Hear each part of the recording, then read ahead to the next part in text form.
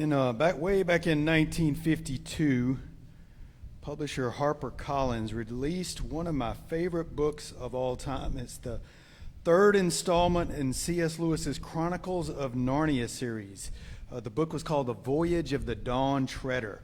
The Dawn Treader was a fictional ship in author C.S. Lewis's fictional world of Narnia.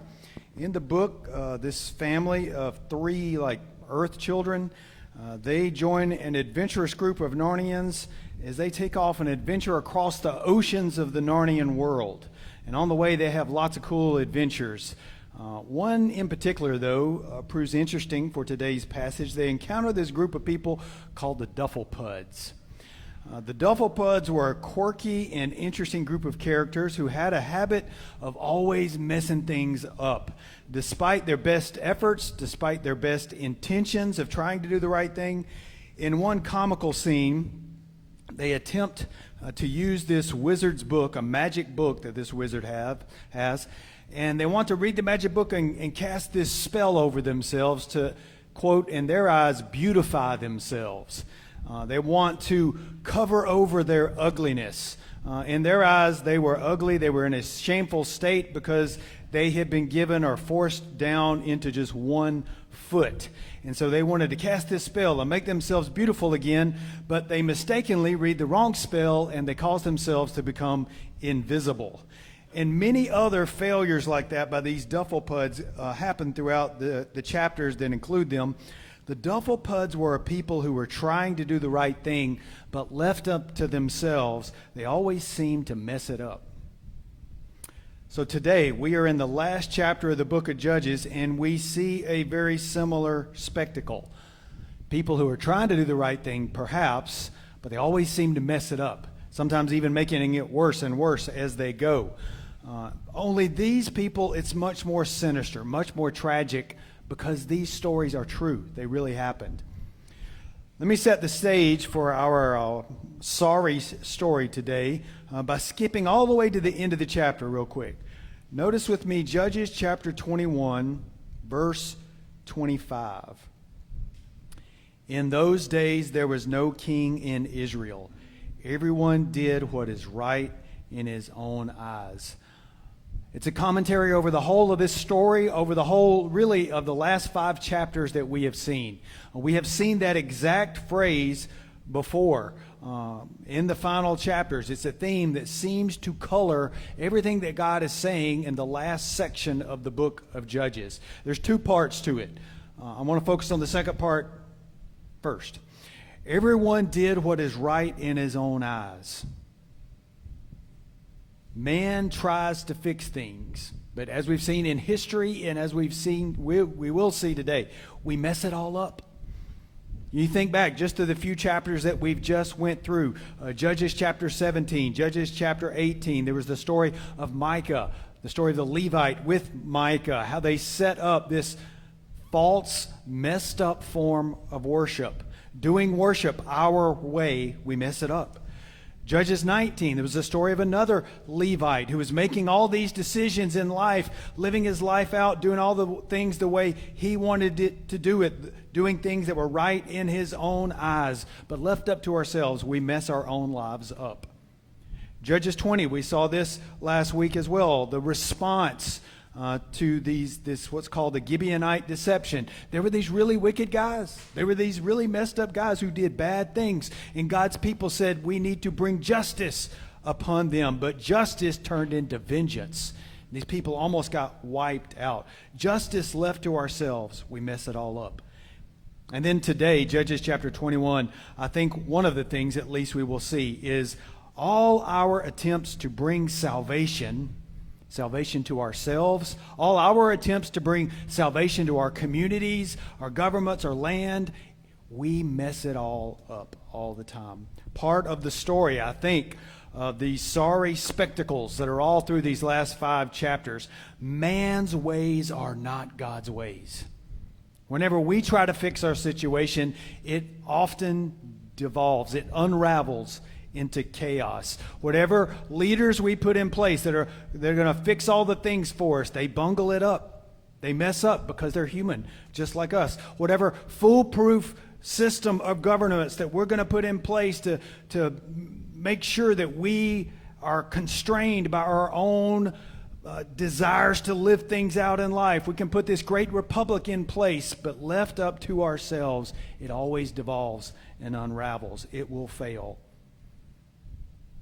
The book of Judges closes out, though, with this other half, the first phrase in this key closing verse. It closes out with the solution, the hope. In those days there was no king in Israel, but a king was coming. Written from the point of view of the people in Judges, it would be in the future. Written from the point of view of whoever it was that wrote that phrase in the book of Judges, maybe wrote and compiled a large part of the book of Judges. There was a king who had come to Israel. It's saying back in those days, so it's written by somebody in the future. Back in those days they had no king, but whoever wrote that knew a king had come. Likely King David, we're not sure, but there are some hints, some biblical hints that this was likely written during the time frame, or at least compiled during the time frame of King David. David, a king who brought ordered, right biblical worship to God's people. David, a king, a man after God's own heart, who ordered a godly society in Israel. Opposite of a lot of the things that we have seen throughout the book of Judges and definitely in this last chapter. Overall, verse 25 tells us there was a king coming. There is a king who has come. There is a king who will return again. There is a king who will rule on this earth and make all things right once more. He has brought the very best of salvations, and he will bring the very best in our lives if we allow him. We are in the last chapter of the book of Judges. Judges chapter 21. Judges 21 is messed up. It's part of a whole messed up book. Part of the obvious theme is the whole book is the society back in the day messed things up. It was a messed up people. You can take it as taken as a whole, how they lived in this chapter, how we have seen them living throughout the rest of the book of Judges, left up to themselves. If it had been up to them, the Israelites, the Jewish peoples, would have disappeared from history. They lived messed up lives. It's like a biblical theme. Over and over we see, left up to themselves and how they lived their lives, or the choices they made. If it would have been up to them, we would not be talking about the Jewish people today. They would have been a byword, like a lot of the people that used to live in the land back in the day, but the only time we know about them is when we read about them in the Bible. It's a biblical theme that occurs from the Babylonian exile to the Roman exile. If God had not been holding this people together, they would have disappeared altogether because their lives were messed up. Let me remind us just for a second how we find themselves in this situation. What we read about the last couple of weeks. There was a couple of people who were on a trip across Israel back in the day. They came to this city of Gibeah late at night. The men of that city surrounded them. They were wicked men. They were evil men. They ended up killing one of those people. That spawned this civil war. They attacked not only the people of that city, but the whole tribe, which was thousands of people. Almost wiped them out. It went beyond just a simple skirmish to wipe out all the cities, everyone that, killed them, their wives, their daughters, their dog, everybody, wipe everything out. They almost killed all of them. There were only 600 people left.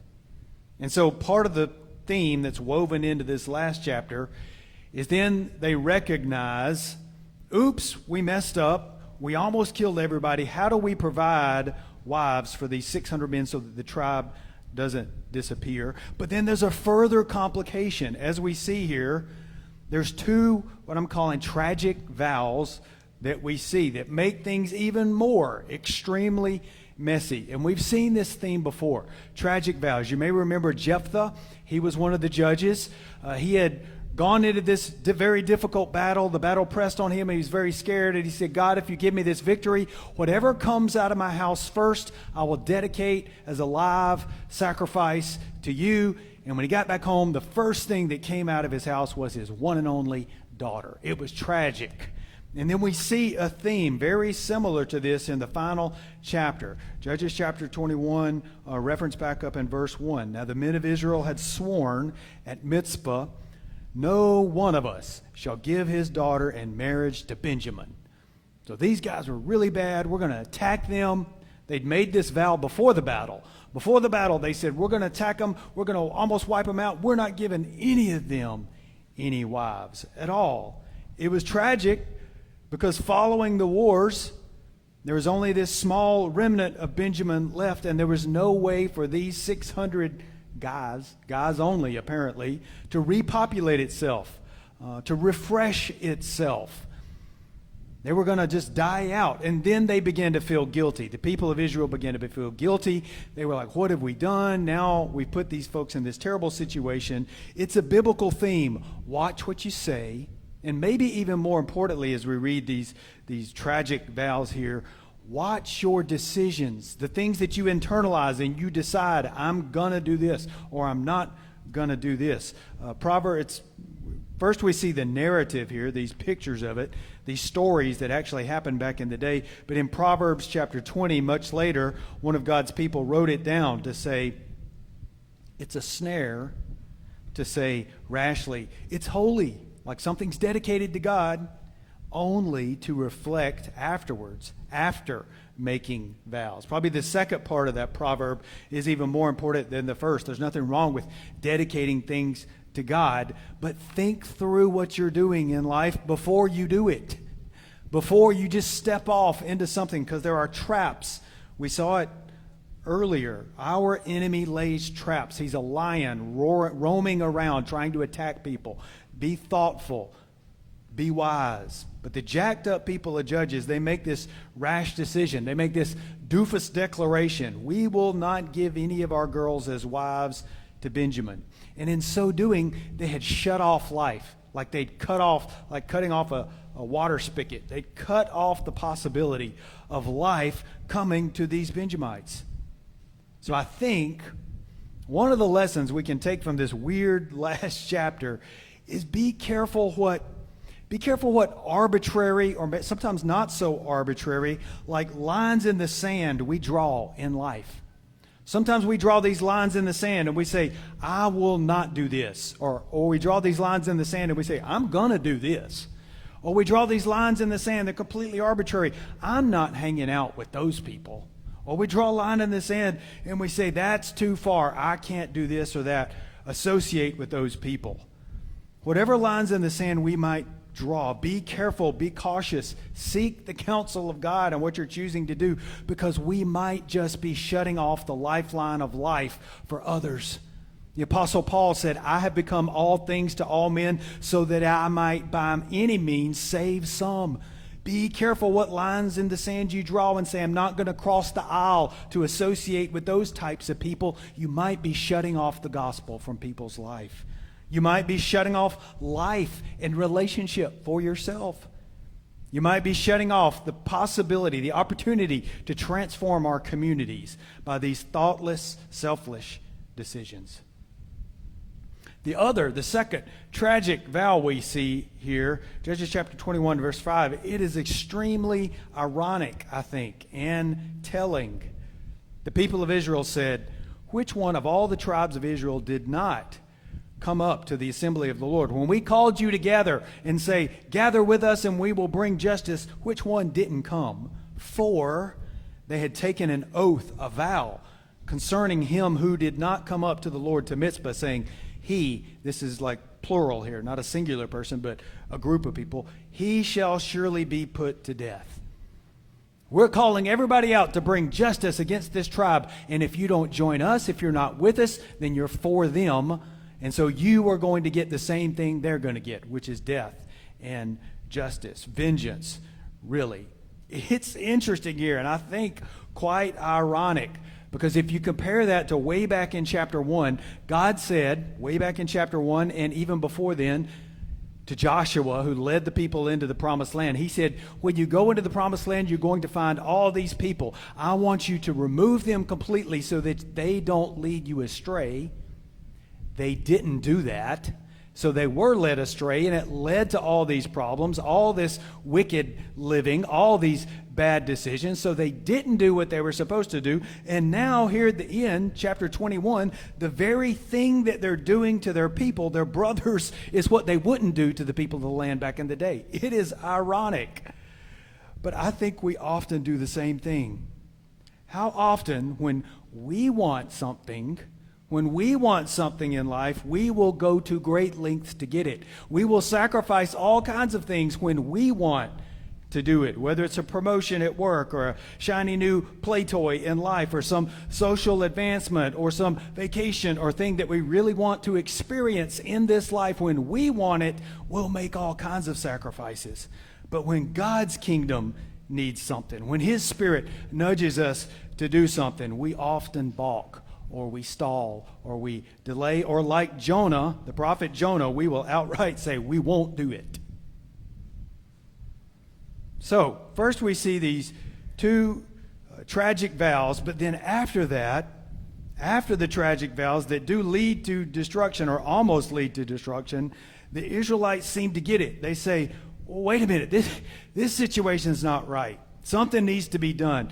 And then they take matters into their own. They continue to take matters into their own hands, doing whatever is right in their own eyes. Because the next thing we see is two sorry attempts at salvation.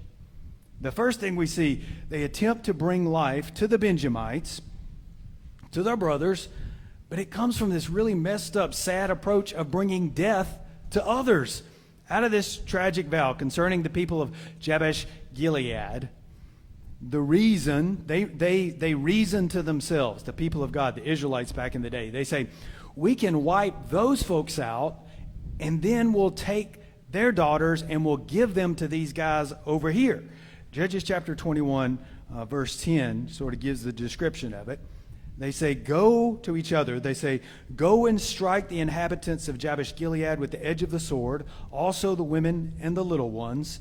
And then down in verse 13, then the whole congregation, after they had done that, the whole congregation sent word to the people of Benjamin who were at the rock of Rimmon and proclaimed peace to them. And Benjamin returned at that time, and they gave them the women whom they had saved alive of the women of Jabesh Gilead, but they actually weren't enough for them. So on one hand, they're proclaiming peace to Benjamin, while on the other hand, the same people are declaring war and wiping out this whole city, all in order to try and bring life out of death. It's messed up. It's very jacked up. Now, before I go further, I do want to note, their motives are not all off. We need to be careful. This is a weird chapter, and it mixes up and it intertwines a lot of things that are very odd. And there's some truth in the falsehood here. The people of Jabesh Gilead had not come. There was this call. Justice needs to be brought. Let's all unite to bring justice. They decided not to come. There were probably hundreds and hundreds of them who had not come. So they, on purpose, sided with the wickedness. There's also a warning in that. If you don't choose the good, if you don't choose God's ways, then you are siding with the enemy. There is something to be taken from that. And it's also true that the tribe of Benjamin, they did need to continue on. They needed to live. There needed to be 12 of them. This was God's biblical chosen purpose. So I want to note they're not all in the wrong for trying to do the right thing. It's just the way that they went about it is all messed up. It is off. When man attempts to bring our own salvation about, it's pathetic. That is one of the things we are to see. But their sorry attempts at salvation here, it shines a bright light on God's truest salvation, the salvation that He has brought in the person of His Son, Jesus Christ, in the cross and the gospel. For in the cross, in the gospel, in Jesus' choices, we see God's ways of actually bringing life out of death, even death of someone else. This is what they were causing. They were causing the death of Jabesh Gilead, death to these guys to bring life to these guys. And we recognize that's messed up. But when you see the death of Jesus that brings life to mankind, That's honoring to God. That's glorious to God and his Son, Jesus Christ.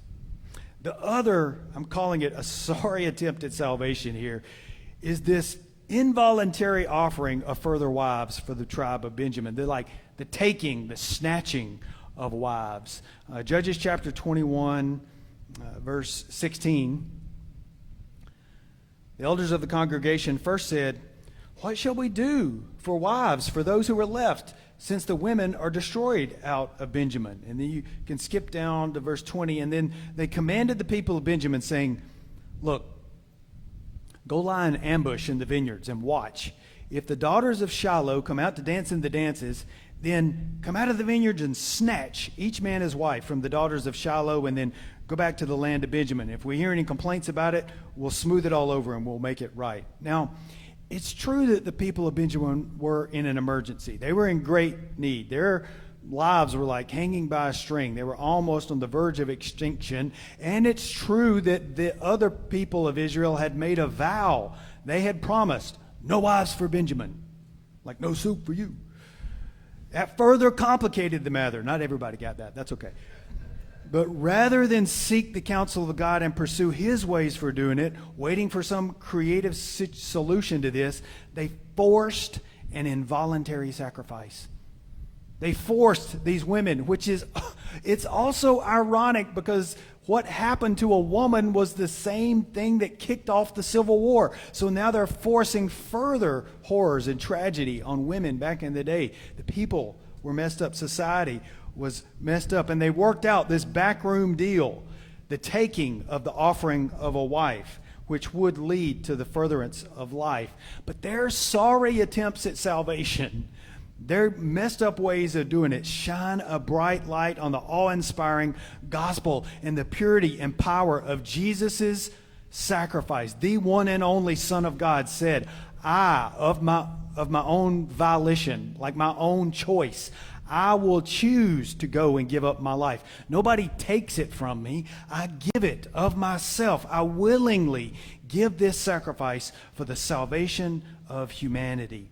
The contrast of these two things is one of the things I think at least we are meant to see in this messed up chapter. And I think it too, it teaches us when we step into ministry, when we step into service to the church, rather than being guilted into fulfilling our mission, rather than being coerced into service, what great reward you can expect when you voluntarily sacrifice your time, voluntarily sacrifice your resources, voluntarily sacrifice things for the glory of God. You will be rewarded for it, friends. All right, let me wrap up here by kind of pulling back a little bit. Looking at this from the broad picture, how are we to take this chapter? It's weird. It's a weird book.